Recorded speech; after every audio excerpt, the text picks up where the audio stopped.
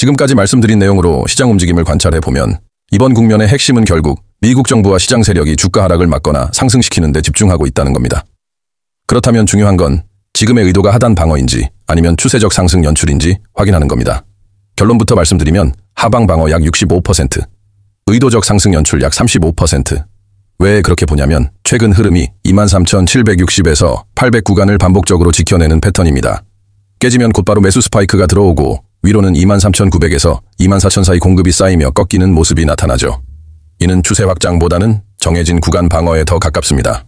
또한 4시간과 1시간 봉에서 상단 밴드 접근 시 매도 우위가 나타나고 중심선 재탈환에 실패하는 모습이 잦습니다. 즉 상단 돌파보다는 과열 억제와 하단 방어의 흔적이 강하게 보이는 겁니다.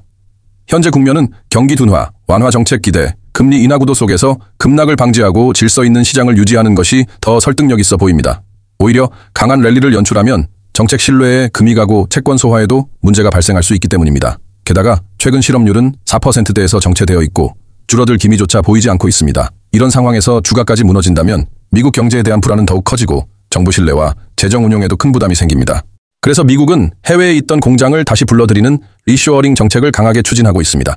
공장을 가동하면 지역 고용이 늘어나고 새로운 일자리가 생기면서 실업률을 낮추는 역할을 하게 됩니다. 결론적으로 지금의 흐름은 주가 하락을 최대한 방어하며 시간을 버는 전략일 수 있습니다. 공장 가동이 본격화되고 실업률이 실제로 내려가기 전까지는 주가를 지켜내려 할 것이고 언젠가 고용지표가 개선되면 그때는 오히려 주가 상승 시도를 위한 기반이 마련될 겁니다.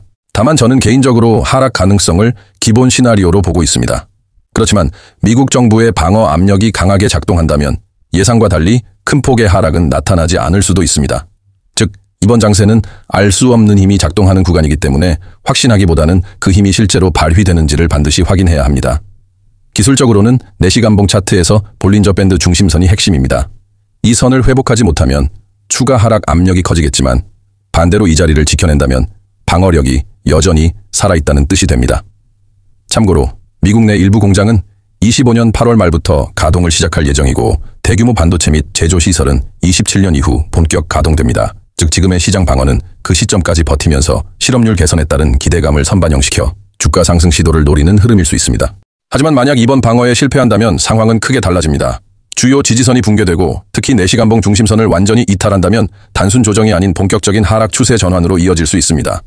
결국 지금은 방어에 성공하느냐, 실패하느냐가 단기 시장 방향성을 가를 가장 중요한 분기점이라고 판단됩니다.